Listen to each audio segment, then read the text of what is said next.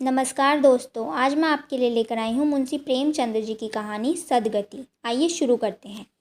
दुखी चमार घर पर झाड़ू लगा रहा था और उसकी पत्नी झुरिया घर को गोबर से लीप रही थी।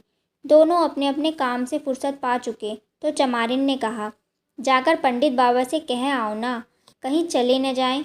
जाता हूँ, मगर यह तो सोच बैठेंगे किस पर, कहीं से खटिया न मिल जाएगी, ठकुराने से ले आना। तू तो कभी कभी ऐसी बात कह देती है कि देह जल उठता है। ठकुराने वाले मुझे खटिया देंगे? घर से आग तक तो निकलती नहीं। खटिया देंगे? ठकुराने में जाकर एक लोटा पानी मांगूं तो भी न मिलेगा, और ठकुराने वाले मुझे खटिया देंगे? ला अपनी ही खटोली धोकर रख दे, गर्मी के दिन तो हैं, उनके आते आते सूख जाएगी। बे हमारी खटोली पर बैठेंगे? देखते नहीं कितने नियम धर्म से रहते हैं। दुखी ने जरा चिंतित होकर कहा, हाँ यह बात तो है, महुए के पत्ते तोड़कर एक पत्तल बना लूँ तो काम चल जाए। पत्तल में बड़े बड़े आदमी खाते हैं, वो पवित्र है। ला तो डंडा पत्ते तोड़ दूँ, पत्तल में बना दूँगी, तुम जाओ। लेकिन हाँ, उन्हें सीधा भी तो देना होगा, अपनी थाली में रख दूँ? कहीं ऐसा गजब न कर डालना, नहीं तो सीधा भी जावेगा और थाली भी फूटेगी। बाबा थाली उठाकर पटक देंगे। कहीं ऐसा गजब न कर डालना, क्रोध में पंडिताइन तक को नहीं छोड़ते। लड़के को तो ऐसा पीटा कि आज तक टूटा हाथ लिए फिरता है। पत्तल में सीधा देना है। गोंड की लड़की को ले जाकर साहा की दुकान से सारा सामान ले आना। सीधा भरपूर हो, सेर भर आटा, पाव भर दाल, आधा पाव घी, नून, हल्दी, और पत्तल के एक किनारे में 4 आने पैसे रख देंगे। गोंड की लड़की ना मिले तो भुर्जिन के हाथ पैर जोड़कर ले जाना। तो कुछ छूना नहीं, नहीं तो गजब हो जाएगा। इन बातों की ताकीद करके दुखी ने एक लकड़ी उठाई और घास का एक बड़ा सा गट्ठर लेकर पंडित जी के यहाँ अर्ज करने चला गया। खाली हाथ बाबा जी की सेवा में कैसे जाता? नजराने के लिए उसके पास घास के सिवा और था ही क्या? उसे खाली देखकर तो बाबा दूर से ही दुत्कारते। पंडित घीसाराम ईश्वर के परम भक्त थे। नींद खुलते ही ईश्वर की आराधना में लग जाते। मुँह हाथ धोते 8 बज जाते, तब असली पूजा शुरू होती, जिसका पहला भाग भंग की तैयारी थी। उसके बाद आधे घंटे तक चंदन रगड़ते, फिर आईने के सामने तिनके से माथे पर तिलक लगाते। चंदन की 2 रेखाओं के बीच लाल लोरी की बिंदी होती थी। फिर छाती पर बाहों पर चंदन की गोल गोल मुद्रिकाएं बनाते। फिर ठाकुर जी की मूर्ति निकालकर उसे नहलाते, चंदन लगाते, फूल चढ़ाते, आरती करते और घंटी बजाते। 10 बजते बजते वह अपनी पूजा से उठते और भंग छान कर बाहर आते। तब तक 2-4 जजमान द्वार पर आ जाते। ईश्वरोपासन का तत्काल फल मिल जाता। यही उनकी खेती थी। आज वो पूजन गृह से निकले तो देखा दुखी चमार घास का गट्ठर लिए बैठा है। दुखी उन्हें देखते ही उठ गया और उन्हें साष्टांग दंडवत प्रणाम करके हाथ बांधकर खड़ा हो गया। यह तेजस्वी मूर्ति देखकर उसका हृदय श्रद्धा से भर गया। कितनी दिव्य मूर्ति थी! छोटा सा गोल मटोल आदमी, चिकना सा सिर, फूले गाल, ब्रह्म तेज से प्रदीप्त आंखें, लोरी और चंदन देवताओं की प्रतिभा प्रदान कर रही थी। दुखी को देखकर श्रीमुख से बोले, आज कैसे चला रे दुखिया? दुखी ने सिर झुकाकर कहा, बिटिया की सगाई कर रहा हूँ महाराज, कोई शायद सगुन विचारना है। कब मर्जी होगी? आज मुझे छुट्टी नहीं है। हाँ, सांझ तक आ जाऊँगा। नहीं महाराज, जल्दी मर्जी हो जाए, सामान ठीक कर आया हूँ। यह घास कहाँ रख दूँ? इस गाय के सामने डाल दे और जरा झाड़ू लेकर द्वार तो साफ कर दे। यह बैठक भी कई दिनों से लीपी नहीं गई, इसे भी गोबर से लीप दे। तब तक मैं भोजन कर लूँ, फिर जरा आराम करके चलूँगा। हाँ, जरा ये लकड़ी भी चीर देना। खलिहान में 4 खांची भूसा पड़ा है, उसे भी उठा लेना और भुसौली में रख देना। दुखी फौरन हुक्म की तामील करने लगा। पहले द्वार पर झाड़ू लगाई, बैठक को गोबर से लीपा। तब तक 12 बज गए। पंडित जी भोजन करने चले गए। दुखी ने सुबह से कुछ नहीं खाया था, उसे भी जोर की भूख लग रही थी, पर वहाँ खाने को क्या धरा था? घर यहाँ से मील भर था, वहाँ खाने चला जाए तो पंडित जी बिगड़ जाएंगे। बेचारे ने भूख दवाई और लकड़ी फाड़ने लगा।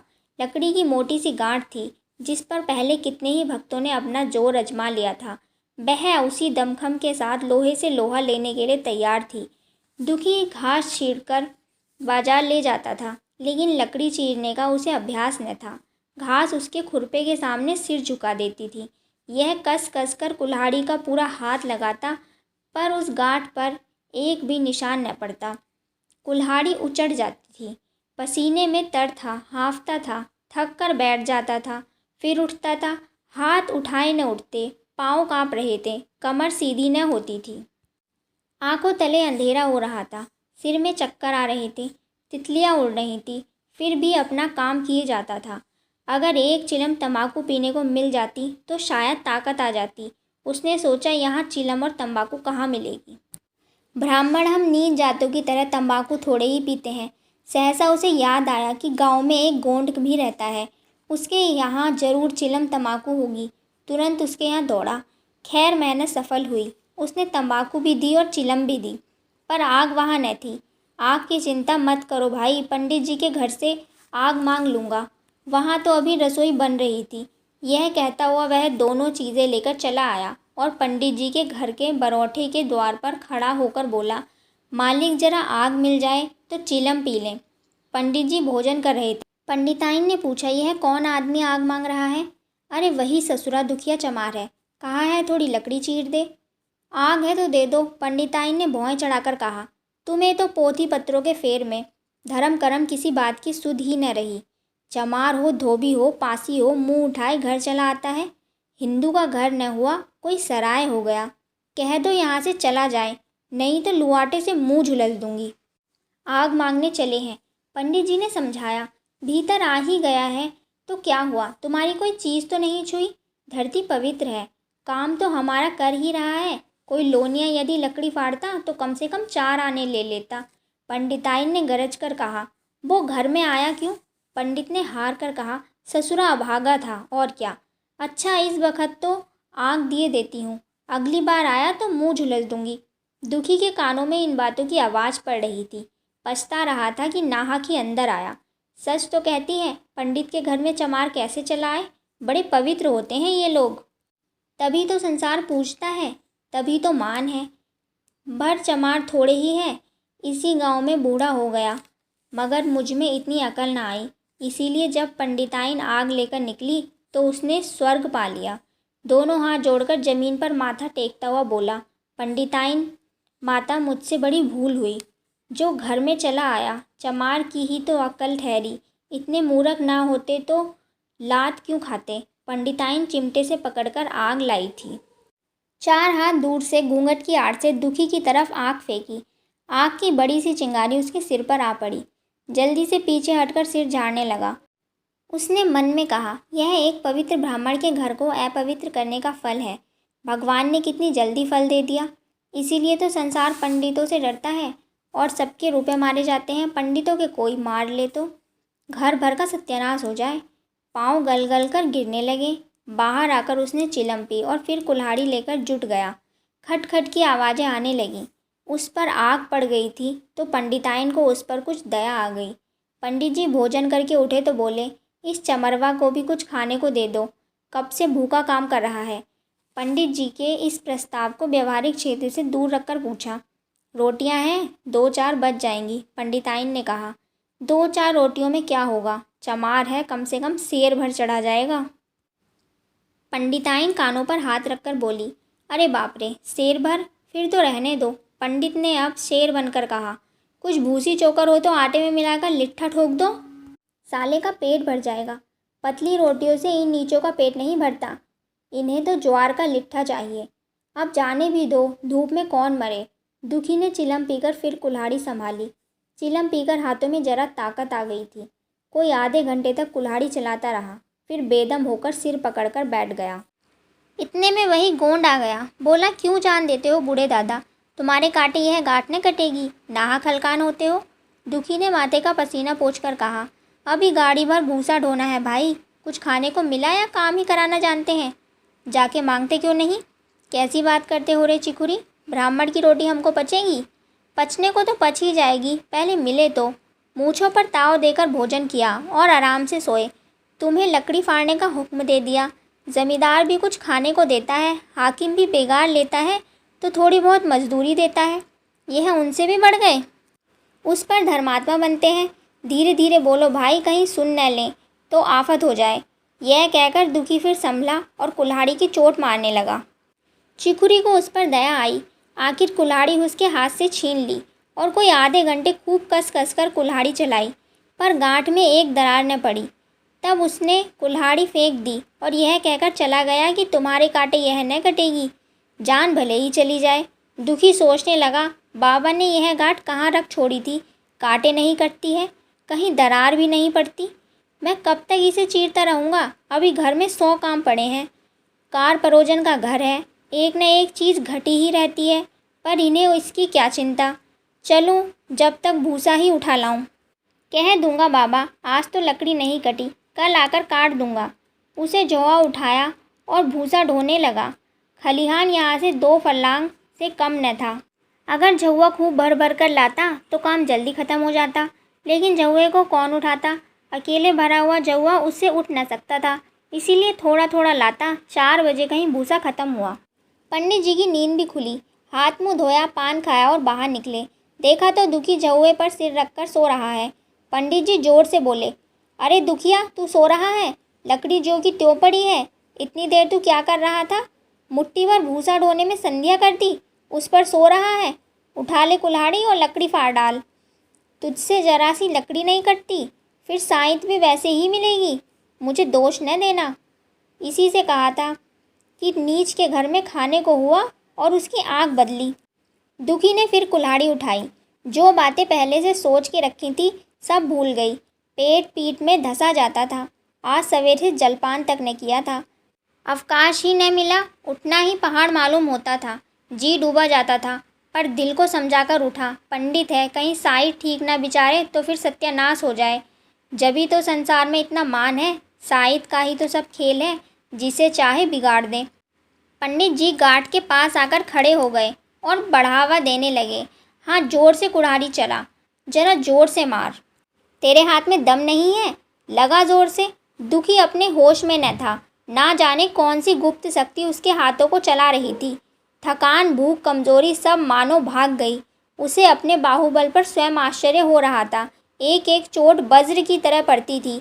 आधे घंटे तक वह इसी उन्माद की दशा में हाथ चलाता रहा, यहाँ तक कि लकड़ी बीच से फट गई और दुखी के हाथ से कुल्हाड़ी छूटकर गिर गई। उसके साथ ही वह भी चक्कर खाकर गिर पड़ा।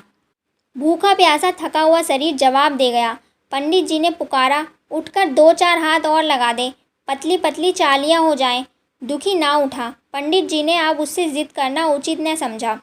जाकर अंदर बूटी छानी, स्नान किया और पंडिताई बाना पहन के बाहर निकले। दुखी अभी तक वहीं पड़ा हुआ था। जोर से पुकारा, अरे क्या पड़े ही रहोगे दुखी, चलो तुम्हारे ही घर चल रहा हूँ। घर पर सब सामान ठीक ठीक है ना? दुखी फिर भी न उठा। अब पंडित जी को कुछ शंका हुई। पास जाकर देखा तो दुखी अकड़ा पड़ा हुआ था।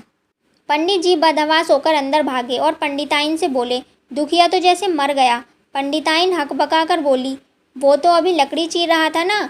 हाँ, लगता है लकड़ी चीरते चीरते मर गया। अब क्या होगा? पंडिताइन ने शांत होकर कहा, होगा क्या, चमरोने में कहला भेजूं, मुर्दा उठाकर ले जाएं। एक क्षण में गांव में खबर हो गई। पूरे में ब्राह्मणों की ही बस्ती थी। बस एक घर गोंड का था। लोगों ने इधर का रास्ता छोड़ दिया। कुएं का रास्ता भी उधर से ही था। पानी कैसे भरा जाए? चमार की लाश के पास से होकर पानी भरने कौन जाए? एक बुढ़िया ने पंडित जी से कहा, मुर्दा फिकवाते क्यों नहीं? कोई गांव में पानी नहीं पिएगा क्या? इधर गौंड ने चमरोने में जाकर सबसे कह दिया, खबरदार अभी मुर्दा उठाने मत जाना, अभी पुलिस की तहकीकात होगी। दिल लगी है कि ये गरीब की जान ले ली। पंडित होंगे तो अपने घर के, लाश उठाओगे तो तुम भी पकड़े जाओगे। इसके बाद ही पंडित जी भी पहुँचे, पर चमरोने का एक आदमी भी लाश उठाने को तैयार न हुआ। दुखी की स्त्री और कन्या दोनों हाथ पांव पटकती रह गईं और पंडित जी के द्वार पर आकर सिर पीट पीट कर रोने लगी। उसके साथ 10-5 और चमारिनें भी थीं। कोई रोती थी, कोई समझाती थी। पंडित जी ने चमारों को बहुत धमकाया, समझाया, मिन्नतें की, पर चमारों के दिलों पर पुलिस का रौब छाया था। एक भी न भिनका। आखिर निराश होकर लौट आए। आधी रात तक रोना पीटना जारी रहा। देवताओं का सोना मुश्किल हो गया, पर लाश उठाने को कोई चमार न आया। और ब्राह्मण चमार की लाश कैसे उठाते? भला ऐसा किसी शास्त्र में लिखा है? कहीं कोई दिखा दे। पंडिताइन ने झुंझलाकर कहा, इन डायनों ने तो खोपड़ी चाट ली, सबों का गला भी नहीं पकता। रोने दो चुड़ैलों को, कब तक रोएंगी? जीता था तो कोई एक बात न पूछता था, मर गया तो कोलाहल मचाने के लिए सब आ गए। चमार का रोना मनहूस है, हाँ बहुत मनहूस। अभी से तो दुर्गंध उठने लगी है। साध असाध किसी का भी विचार है इन सबों को घिन भी नहीं लगती। पंडित जी बोले सब के सब भ्रष्ट हैं। रात तो किसी तरह कटी, मगर सवेरे भी कोई चमार न आया। चमारी ने भी रो पीट कर चली गई। दुर्गंध कुछ कुछ फैलने लगी। पंडित जी ने एक रस्सी निकाली और उसका एक फंदा बनाया। फंदा मुर्दे के पैर में डाला, फंदे को खींचकर कस लिया। अभी कुछ कुछ धुंधलका था। पंडित जी ने रस्सी को पकड़कर लाश को घसीटना शुरू किया और गांव के बाहर घसीटते घसीटते ले गए। वहां से आकर तुरंत स्नान किया, दुर्गा पाठ पढ़ा और घर में गंगाजल छिड़का। उधर दुखी की लाश को खेत में गीदड़ और गिद्ध, कुत्ते और कौवे नोच रहे थे। यही जीवन पर्यंत की भक्ति, सेवा, निष्ठा का उपहार था। कहानी समाप्त। धन्यवाद।